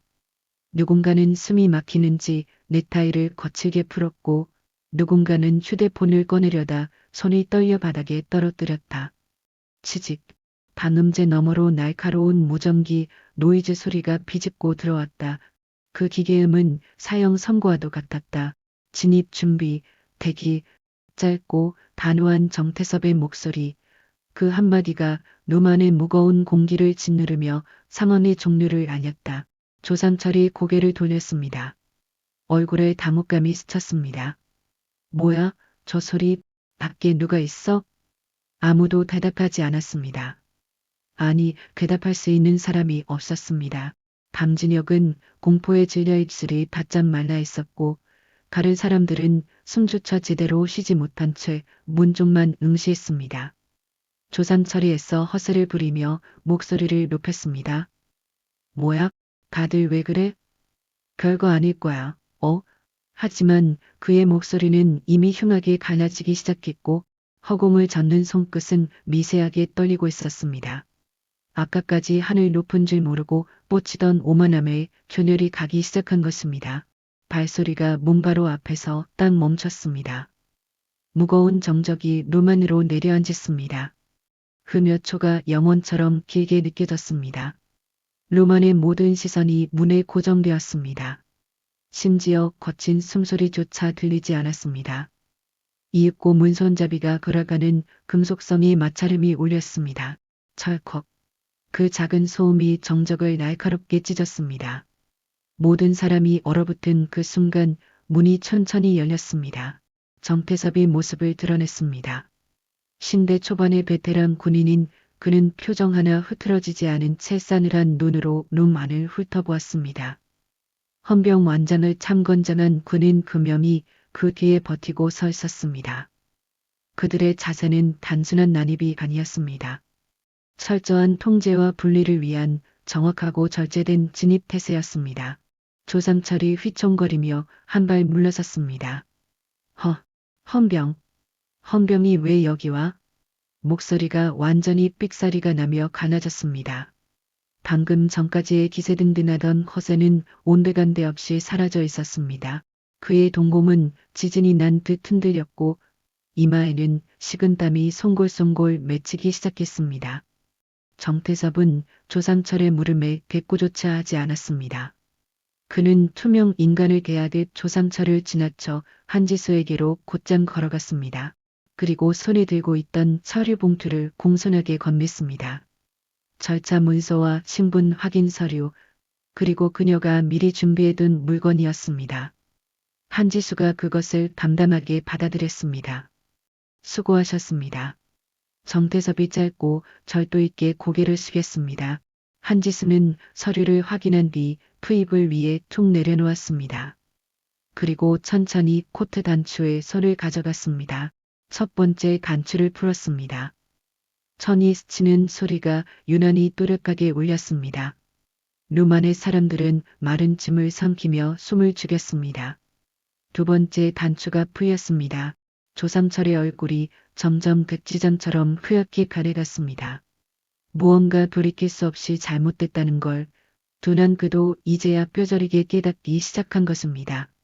한지수의 손이 마지막 세 번째 단추로 향했습니다. 코트 안쪽에서 무언가가 묵직한 존재감을 드러내려 하고 있었습니다. 지금까지 감춰져 있던 진실이 껍질을 끼고 나올 순간이었습니다. 한지수가 코트를 벗어젖혔습니다. 스르륵 천이 스치는 소리가 고요한 룸 안에 파동처럼 건졌습니다. 단추가 풀리고 어깨에서 코트가 미끄러져 내리자 그 아래로 완벽하게 박 잡힌 전복이 드러났습니다. 어깨에 별린 계급잔이 붉은 조명 아래서 서늘하게 빛났습니다. 두 개의 별, 투스카, 소장 계급잔이었습니다. 공간의 공기가 순식간에 진공 상태처럼 변했습니다. 조상철의 얼굴에서 핏기가 완전히 빠져나가 시체처럼 창백해졌습니다. 입이 떡 벌어졌지만 비명조차 나오지 않았습니다. 그의 눈동자가 믿을 수 없다는 듯 계급장과 한지수의 얼굴을 미친 듯이 오갔습니다. 현실 부정을 하고 싶은 표정이 역력했습니다. 정태섭이 발뒤꿈치를 붙이며 한지수에게 공식적으로 거수경례를 올렸습니다. 단장님, 그 묵직한 호칭 한마디가 룸 안의 사람들의 고막을 꿰뚫었습니다. 테이블에 앉아있던 사람들이 감전된 듯 무의식적으로 자세를 고쳤습니다. 담진혁은 의자에서 반쯤 밀어나가 다리에 힘이 풀려 주저앉았고 눈치만 보던 서렴은 고개를 푹 숙여 푸이블에 코를 박을 기세였습니다. 협력사 임원들은 서로를 쳐다볼 엄두도 내지 못한 채 벌벌 떨리는 손을 감추려 각자의 무릎만 내려다보았습니다. 한지수가 천천히 입을 열었습니다. 국방부 전력 혁신 기획단 단장 한지수입니다. 목소리가 룸 전체를 압도하며 울렸습니다. 낮지만 강철처럼 단단한 군인의 목소리였습니다. 아까까지 한소희라 불리며 조상철에게 희롱당하고 무시당하던 그 여자가 아니었습니다. 지금 이 자리에 선 것은 대한민국 육군소장이었습니다. 조상철의 다리가 풀렸습니다. 펄썩 주저앉을 뻔하다가 비틀거리며 한 발 뒤로 물러섰고 페이블 모서리에 엉덩이를 부딪혔습니다. 그 충격으로 페이블 위에 술잔이 넘어가며 바닥으로 떨어졌습니다. 쨍그람. 날카로운 유리 깨지는 소리가 비명처럼 울렸지만 아무도 그것을 치우려 하지 않았습니다. 말도 안 돼. 조상철이 넋이 나간 사람처럼 중얼거렸습니다. 목소리가 염소 울음소리처럼 떨리고 있었습니다. 한지수는 그를 정면으로 차갑게 내려다보았습니다. 몰랐습니까? 정말 몰랐습니다. 저는 그저 조상철이 허둥지둥 자세를 바로잡으려 애썼습니다. 구부정했던 등을 펴고 떨리는 두 손을 앞으로 모으고 하지만 슬기움과 공포의 몸이 말을 듣지 않았습니다. 비틀거리는 꼴이 한없이 초라하고 질려 보였습니다. 한지수의 눈빛이 영하의 온도처럼 차가워졌습니다. 몰랐다는 건 면죄부가 아닙니다. 그 한마디가 조상철의 가슴을 정통으로 찔렀습니다. 그는 더 이상 변명을 잇지 못했습니다. 입술만 붕어처럼 갈sap거릴 뿐이었습니다. 한지수가 한 발 천천히 다가섰습니다. 그리고 자신의 뺨을 검지로 가리켰습니다. 아까 조상철의 더러운 손이 가으려 했던 바로 그 자리였습니다. 방금 그 행동, 이건 계급 문제가 아닙니다. 명백한 폭력입니다. 목소리는 차분했지만 거기에 담긴 무게는 천근만근처럼 무거웠습니다. 끓어오르는 분노를 이성으로 억누르고 있다는 게 느껴져 더욱 고스러웠습니다. 그녀는 감정을 폭발시키는 대신 아주 차갑고 논리적으로 그를 난도질했습니다. 조상철이 애처롭게 손을 내저으며 읍소했습니다. 그건 장난이었습니다. 분위기 좀 띄우려고 정말 몰랐습니다. 알았으면 제가 어찌 감히, 알았으면 안 그랬을 겁니다. 조상철의 비겁한 변명에 한지수의 눈매가 매섭게 좁혀졌습니다. 그게 문제입니다. 한지수의 서슬퍼런 이갈에 조상철의 말문이 턱 막혔습니다. 몰랐습니까? 그런 짓을 했까? 상대가 누군지 모르면 나보다 약해 보이면 그렇게 함부로 대해도 된다고 생각한 겁니까? 조상철의 얼굴이 일그러지며 흑빛이 되었습니다. 반박할 말을 찾으려 필사적으로 머리를 굴렸지만 찾을 수 없었습니다. 그 어떤 말도 지금 이 상황을 뒤집을 수 없다는 절망감만이 그를 덮쳤습니다. 그가 저지른 모든 추악한 행동들이 그 한마디로 종결되었습니다. 정태섭이 헌병들에게 짧게 신호를 보냈습니다. 대기하고 있던 두 명의 헌병이 즉시 조상철에게 다가갔습니다. 조상철 대령, 관등 성명 확인합니다. 정태섭의 목소리가 사무적이면서도 엄격하게 울렸습니다. 현 시간부로 포미 유지 위반 및 직무 관련 비위 혐의로 분리 조치됩니다. 소 헌병 감사에서 상세 조사가 진행될 예정이니 이에 불응시 추가 혐의가 적용될 수 있습니다. 조상철은 저항조차 하지 못했습니다. 아니, 저항할 힘이 한 풀도 남아있지 않았습니다. 양옆의 상권자는 헌병들 사이에서 방금 전까지 테이블을 지배하며 호령하던 대령의 위험은 찾아볼 수 없었습니다. 어깨는 축 처졌고 고개는 죄인처럼 깊이 떨구어졌습니다. 한지수는 비굴하게 반해버린 조상철에게서 미련 없이 시선을 거두었습니다. 그녀의 서늘한 시선이 천천히 테이블에 앉아있는 나머지 사람들을 향해 돌아갔습니다. 가장 먼저 강진혁이 눈에 들어왔습니다. 그는 의자 등받이를 부서질 듯 손으로 꽉 움켜쥐고 있었습니다. 손등에 핏줄이 퍼질 듯 솟아올라 있었고 아까 조상철에게 아부하며 술을 따르던 비열한 웃음은 온데간데 없이 사라져 있었습니다. 옆에서 침묵하던 소렴은 두 손을 무릎 위에 올린 채 석상처럼 굳어 있었습니다. 감히 고개를 들어 한지수와 눈을 마주칠 엄두조차 내지 못하는 기색이었습니다. 협력사 임원들도 마찬가지였습니다. 한 명은 식은땀을 닦으려 넥타이를 풀다가 손을 멈췄고 다른 한 명은 불안감을 감추지 못한 채 긴 물컵만 들었다 녹주를 반복했습니다. 각자의 방식으로 동료를 감추려 했었지만 공포는 숨길 수 없었습니다. 무거운 침묵을 깨고 한지수가 입을 열었습니다. 여러분도 관등성명 및 신원 확인이 필요합니다. 그 나직한 한마디에 테이블의 공기가 낙더미처럼 무거워졌습니다. 한지수는 그들을 하나하나 눈에 감으며 말을 이었습니다. 오늘 이 자리에서 무슨 일이 있었는지 여러분 모두 똑똑히 목격하셨습니다. 방광과 침묵 또한 기록된다는 사실을 명심하십시오. 강진혁의 입술이 바짝 말라갔습니다. 감명이라도 하려는 듯 입을 달싹였지만 압도적인 분위기에 누이려 결국 아무 소리도 내지 못하고 입을 가물었습니다. 한지수는 더 이상 긴 말을 하지 않았습니다. 구구절절한 설명은 필요 없었습니다. 이 자리에 있는 모든 사람이 이미 뼈저리게 알고 있었기 때문입니다. 자신들이 무엇을 보았고 그리고 무엇을 하지 않았는지를 정태섭이 헌병들에게 지시를 내렸습니다. 전원 신원 확인 및 연락처 수집 후 참고인 소환 조사 예정임을 고지하라. 헌병들이 일사불란하게 움직이기 시작했습니다. 테이블에 앉은 사람들이 하나둘씩 떨리는 목소리로 이름과 소속을 대기 시작했습니다. 개미 기어가는 듯한 목소리, 공포에 질려 속삭이는 소리들이 룸 안을 채웠습니다. 한지수는 감정을 폭발시키지 않은 채 그저 차갑고 이성적인 태도로 그 광경을 지켜보며 상황을 정리하고 있었습니다. 이동해 헌병들에게 이끌려 조삼철이 문 쪽으로 걸음을 옮겼습니다. 문을 나서기 직전 그가 마지막으로 고개를 돌려 한지수를 바라보았습니다. 그 눈에는 원망도 분노도 담겨있지 않았습니다.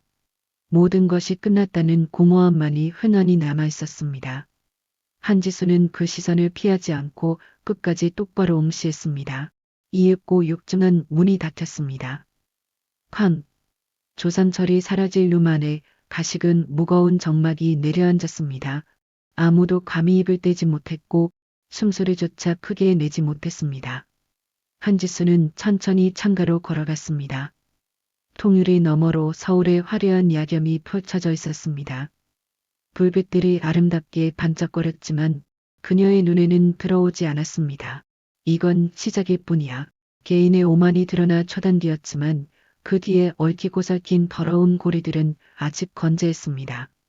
한지수는 의자에 걸어두었던 코트를 다시 집어들었습니다. 아직 끝난 게 아니었습니다. 이제부터가 진짜 싸움이었습니다. 며칠이 지났습니다. 국방부 조사본부의 헌병 감사가 공식적으로 착수되었습니다. 처음에는 조삼철 대령의 간수는 품위유지 위반 사건으로 시작되었지만 조사가 깊어질수록 사건의 성격은 눈더미처럼 불어나며 갈라지기 시작했습니다.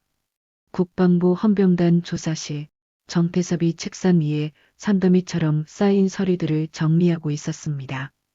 조삼철의 통화 기록, 신용카드 결제 내역, 그리고 관련자들의 진술서들이 책상을 가득 메우고 있었습니다. 단순한 개인 일탈로 보기 어렵습니다. 단장님, 정태섭이 조사실을 찾은 한지수에게 중간 보고서를 건네며 말했습니다. 그의 목소리는 사무적이었지만 눈빛에는 날카로운 확신이 서려 있었습니다. 한지수가 보고서를 받아 펼쳤습니다. 첫 페이지에 굵은 글씨로 적힌 문장이 눈에 들어왔습니다. 직무 연계 비리 혐의로 조사 범위 확대 필요. 통화 기록에서 특이점이 나왔습니까? 네. 조삼철 대령의 휴대폰 기록을 정밀 분석했습니다. 특정 군락업체 관계자와의 통화량이 비정상적으로 많았습니다. 발신 기지국 위치도 겹치는 날이 많았고요. 그리고 그 업체 이름이 정태섭이 관련 서류를 넘겨 손가락으로 가리켰습니다. 당진역 군수업체 대표이자 예비역 수령입니다. 한지수의 눈매가 가늘어졌습니다. 며칠 전 회식 자리에서 봤던 그 남자. 조삼철의 비위를 맞추며 능글맞게 웃던 그 얼굴이 뇌리를 스쳤습니다. 결제 내역도 확인했습니다. 조삼철 대령 명의의 카드로 골프채, 양주 등 고가의 물품들이 결제되었는데 그 결제처가 대부분 감진역의 회사와 직간접적으로 연결된 곳들이었습니다. 이명 카드간 정함도 포착되었습니다. 정태섭이 또 다른 두꺼운 서류 뭉치를 꺼내 들었습니다. 표정이 한층 더 심각해졌습니다. 그리고 이건 더 결정적입니다. 최근 2년간의 군수 조달 계약 기록인데 감진역의 회사가 수주한 건수가 경쟁업체 대비 기형적으로 많습니다. 입찰 과정에서 탈락해야 마땅한 점수인데도 선정된 건들이 수두룩합니다. 그리고 그 계약들의 최종 승인 라인 어딘가에 조삼철이 있었겠군요. 한지수가 정태섭의 말을 가로채며 차갑게 읊조렸습니다. 정태섭이 고개를 끄덕였습니다. 맞습니다. 직접 결제권자가 아닌 경우에도 전문가 추천 의견서나 긴급 입찰 소견서를 첨부해 감진협의 회사에 유리하도록 판을 짠 정원이 발견되었습니다. 거의 모든 거네요. 한지수는 서류를 천천히 넘겼습니다. 빼곡하게 적힌 숫자들과 날짜들, 하나하나가 검은 유착의 증거들이었습니다.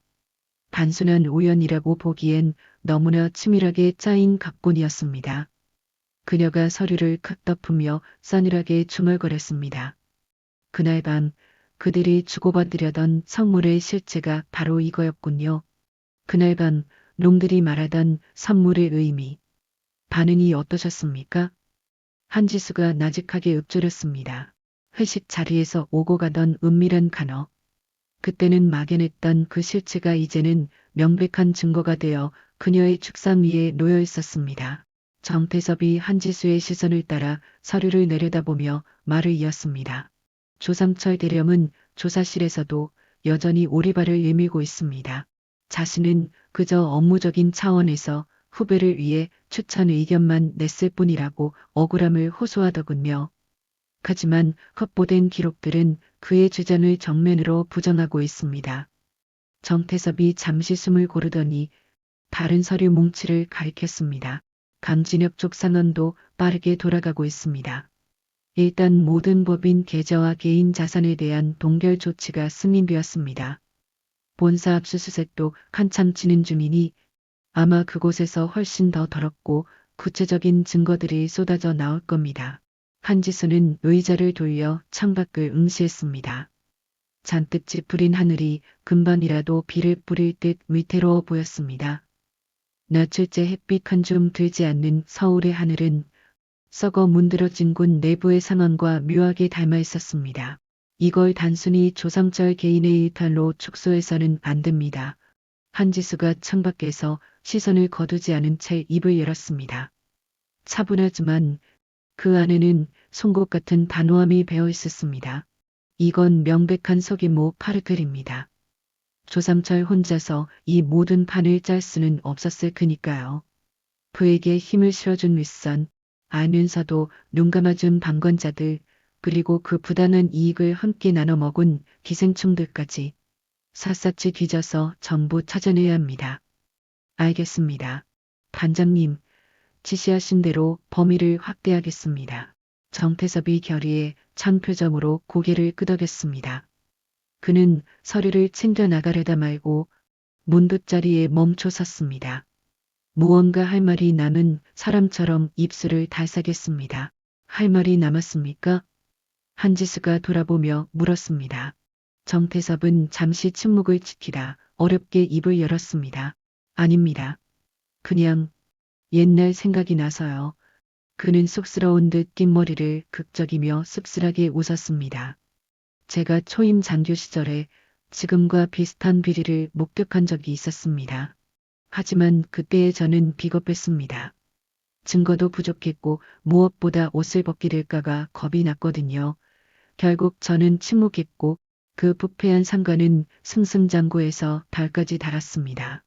반면 저는 엉뚱한 한직으로 좌천되었죠. 한지수는 말없이 그를 응시했습니다. 정태섭의 눈동자가 과거의 회한으로 인원했습니다. 그때 이후로 줄고 토해 속에 살았습니다. 그때 내가 용기를 냈더라면 적어도 내 양심에는 떳떳하지 않았을까 하고 말입니다.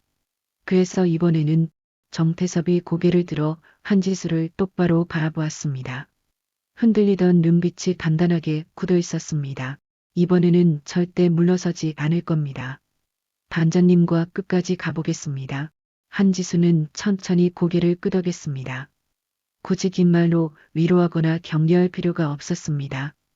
그가 보여준 눈빛만으로도 충분했으니까요. 고맙습니다. 정 수사관님. 한지수의 짧은 대답에 정태섭은 묵직한 격리로 답하고는 다시금 업무에 복귀하기 위해 가쁘게 움직였습니다. 며칠 뒤 수사 결과가 본물 터지듯 쏟아져 나오기 시작했습니다. 조삼철의 방어막은 예상보다 훨씬 허술하게 무너져 내렸습니다. 처음에는 몰랐다로 일관하던 그가 증거가 나오자 위에서 시켰다며 강요를 주장했고 나중에는 이 바닥 관행 아니냐며 도리어 큰 소리를 쳤습니다. 강면이 바뀔 때마다 그가 지키려던 마지막 자존심과 신뢰는 바닥으로 추락했습니다. 담진혁의 회사에서 압수한 비밀 장부는 칸도르의 상자였습니다. 이중장부에는 비자금 조성 내역과 적대비 명목으로 지출된 검은 돈의 흐름이 적나라하게 기록되어 있었습니다. 그 장부에는 조상철의 이름뿐만 아니라 그동안 꼬리가 잡히지 않았던 다른 고위 장교들의 이름도 줄줄이 엮여 있었습니다. 사건은 걷잡을 수 없이 커졌습니다. 언론은 하이에나처럼 냄새를 맡고 가려들었습니다. 군납 비리의 온상, 회식 자리 폭행이 쏘아 올린 곰이라는 자극적인 헤드라인이 대서특필되었고 기사에는 그날 밤 한지수가 겪었던 수모와 그녀의 단호한 대처가 상세히 묘사되어 있었습니다. 한지수는 집무실에서 그 기사를 읽어 내려갔습니다. 뺨을 맞았던 순간의 얼얼한 통증, 수치심, 그리고 분노가 다시금 떠올랐습니다. 하지만 그녀는 그 감정에 휘둘리지 않았습니다. 분노를 터뜨리는 대신 그녀는 차갑게 시쳐 기록했고 절차에 따라 팔을 갈았습니다. 그리고 지금 그 인내의 결과가 눈앞에 펼쳐져 있었습니다. 그때 정태섭이 급히 노크를 하고 들어왔습니다. 단장님, 담진혁 측 변호인단에서 접촉을 시도해 왔습니다. 비공식적으로 합의를 보고 싶어하는 눈치입니다. 합의란요. 한지수는 서류에서 눈을 떼지 않은 채 코웃음을 쳤습니다. 범죄자와 나눌 대화는 없습니다. 우린 원칙대로 갑니다. 끝까지. 알겠습니다. 즉시 거절 의사 통보하겠습니다. 한지수는 책상 위에 쌓인 서류 더미를 바라보았습니다. 아직 갈 길이 멀었습니다. 하지만 반년만큼은 그 어느 때보다 수는 있습니다. 썩은 살을 도려내지 않고서는 새 살이 돋을 수 없다는 것. 그것이 그녀가 군을 살아나는 방식이었습니다. 계속 진행하세요. 국방부 브리핑룸은 그야말로 전쟁터를 방불케 했습니다. 수십 대의 카메라, 플래시가 쉴 새 없이 커지며 눈을 찔러왔고 기자들의 웅성거림과 셔터 소리가 공간을 가득 메웠습니다. 한지수가 반산 위로 걸어 올라갔습니다. 검은 정복 어깨 위로 빛나는 투스타 계급전이 조명을 받아 서늘하게 번뜩했습니다. 며칠 밤을 새운 탓에 눈가에는 피로가 내려앉았지만 정면을 응시하는 그녀의 눈동자는 바위처럼 흔들림이 없었습니다. 그녀가 마이크 앞에 서자 장내가 일순간 정적에 휩싸였습니다. 한지수는 천천히 브리핑룸을 둘러보며 입을 열었습니다. 오늘 국방부 헌병단 특별감사 결과를 발표하겠습니다. 그녀의 목소리는 낮았지만 또렷하고 힘있게 마이크를 타고 흘러나갔습니다. 이번 사건은 당초 육군 대령 조상철의 품위 유지 의무 위반으로 시작되었습니다. 그러나 수사 과정에서 단순한 개인의 이익을 넘어선 조직적이고 고질적인 직무 연계 비리 혐의가 다수 포착되었습니다. 기자들의 손이 바쁘게 움직이기 시작했습니다. 타닥타닥 노트북 자판 두드리는 소리가 빗소리처럼 쏟아졌습니다. 조상철 대령은 지난 2년간 특정 군수업체인 크진정밀의 조달 계약에 부당하게 개입하여 유리한 추천 의견을 제공하였고 그 대가로 수차례에 걸쳐 금품 미현음을 수수한 사실이 확인되었습니다. 해당 업체의 대표인 예비역 소령 강진혁은 군 재직 시절의 인맥을 악용하여 불법적인 수주 계약을 따는 혐의를 받고 있습니다. 카메라 플래시가 다시 한번 폭죽처럼 흐졌습니다. 한지수는 눈 하나 깜빡이지 않고 말을 이었습니다. 국방부는 무관용 원칙에 따라 조상철 대령을 즉각 보직 해임하고 중징계 절차에 착수하였으며 추가로 드러난 뇌물수수 혐의에 대해서는 군 검찰로 이첩하여 엄정한 수사를 이어갈 것입니다. 또한 강진혁 대표와 해당 업체는 향후군 조달 및 납품, 입찰 자격이 영구 박탈되었으며 현재 민간 검찰과 공조하여 수사가 진행 중입니다. 브리핑이 끝나자마자 여기저기서 기자들이 손을 번쩍 들며 질문 사례를 퍼부었습니다. 한지수는 그 소란 속에서도 중심을 잃지 않고 자신이 해야 할 일을 묵묵히 완수하고 있었습니다. 단장님, 이번 사건의 발단이 회식 자리에서의 폭행이었다는 보도가 있는데 사실입니까? 기자의 날카로운 질문이 브리핑룸의 허공을 갈랐습니다. 한지수는 잠시 침묵하며 질문을 던진 기자를 응시했습니다.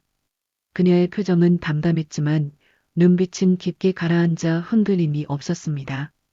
사실입니다. 당시 저는 신분을 밝히지 않은 사복 차림이었고 조상철 대령은 저를 자신의 부하 직원으로 착각하여 폭언을 퍼붓고 신체적 접촉을 가했습니다. 그것이 모든 조사의 시발점이 되었습니다. 장내가 순식간에 술렁였습니다. 셔터 소리가 빗발치듯 터져 나왔습니다. 한지수는 숨을 한 번 고르고 말을 이었습니다. 하지만 이 사건은 단지 한 사람의 문제로 치부할 수 없습니다. 조사 과정에서 그 상황을 목격하고도 침묵하거나 방관한 인원들이 다소 확인되었습니다. 그들에 대해서도 후속 징계 및 교육 조치가 진행될 예정입니다. 그녀는 잠시 말을 멈추고 좌중을 압도했습니다. 침묵도 명백한 책임입니다. 그 한마디가 브리핑룸의 공기를 무겁게 짓눌렀습니다. 한지수는 마이크에서 한 발 물러서며 마지막으로 덧붙였습니다. 존중은 계급 위에 존재합니다. 계급장이 높다고 해서 사람을 함부로 대해도 되는 면허가 주어지는 것은 아닙니다. 이번 사건을 계기로 군 조진, 내 회식 문화 개선, 감사 강화, 그리고 관련 인권 교육이 대폭 콧대될 것입니다. 한지수가 정중히 고개를 숙여 인사를 마쳤습니다. 이상입니다. 플래시가 다시 폭죽처럼 터졌습니다. 기자들의 질문이 쏟아졌지만 한지수는 더 이상 답하지 않았습니다. 그녀는 단산에서 내려와 브리핑룸을 빠져나갔습니다. 문을 열고 복도로 나오자 비로소 소음이 차단되며 고요가 찾아왔습니다. 그곳에는 정태섭이 미리 나와 기다리고 있었습니다. 수고하셨습니다, 단장님. 정태섭이 진심 어린 표정으로 맞이했습니다. 한지수는 옅은 미소를 지으며 고개를 끄덕였습니다. 정 수사관님도 고생했습니다. 두 사람은 나란히 복도를 걸었습니다. 창밖으로는 긴 오후의 햇살이 비스듬히 쏟아져 들어오고 있었습니다. 며칠 동안 이어진 비바람이 그치고 오랜만에 보는 맑고 높은 하늘이었습니다. 긴장이 풀린 탓인지 호기가 밀려왔습니다. 식사는 하셨습니까? 정태섭이 물었습니다. 아직요. 정신이 없었네요. 그럼 제가 아는 조용한 식당이 있는데 그리로 모셔도 되겠습니까? 한지수는 잠시 생각하더니 흔쾌히 고개를 끄덕였습니다. 좋습니다. 가시죠. 식당은 국방부 청사에서 그리 멀지 않은 골목 어귀에 자리 잡은 작고 허름한 고깃집이었습니다. 점심시간이 훌쩍 지난 터라 테이블이 몇 개 없는 실내는 한산했습니다. 구석진 자리에 마주 보고 앉은 두 사람 앞에 숯불이 들어오고 고지어 붉은 살코기가 불판 위에 올려졌습니다. 치익 하는 소리와 함께 고소한 냄새가 테이블 위를 채웠습니다. 한지수가 젓가락을 들어 고기를 뒤집으려 하자 정태섭이 그 동작을 지그시 바라보며 말했습니다. 그날도 고깃집이었죠. 한지수의 손이 잠시 멈칫했습니다. 네, 그랬죠.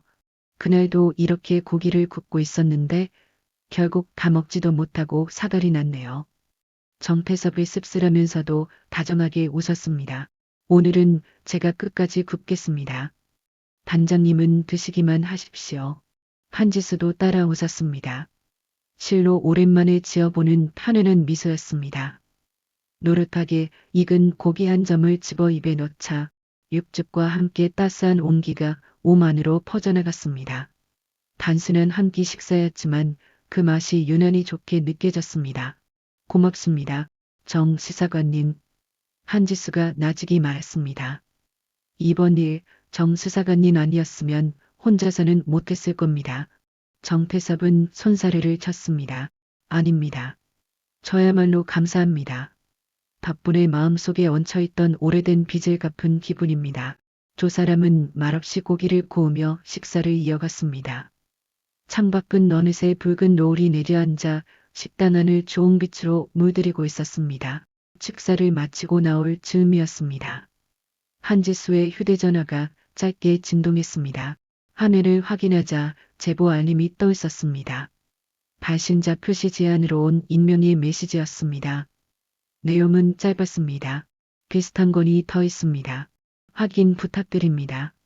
한지수의 눈이 가늘어졌습니다. 정태섭이 그녀의 표정 변화를 읽고 물었습니다. 무슨 일입니까? 한지수는 휴대전화를 코트 주머니에 깊숙이 찔러 넣으며 답했습니다. 아직 끝난 게 아닌 것 같습니다. 한지수는 검은 코트깃을 세우며 옷매무새를 다듬었습니다. 밖은 이미 땅거미가 저 어둑어둑해지고 있었습니다.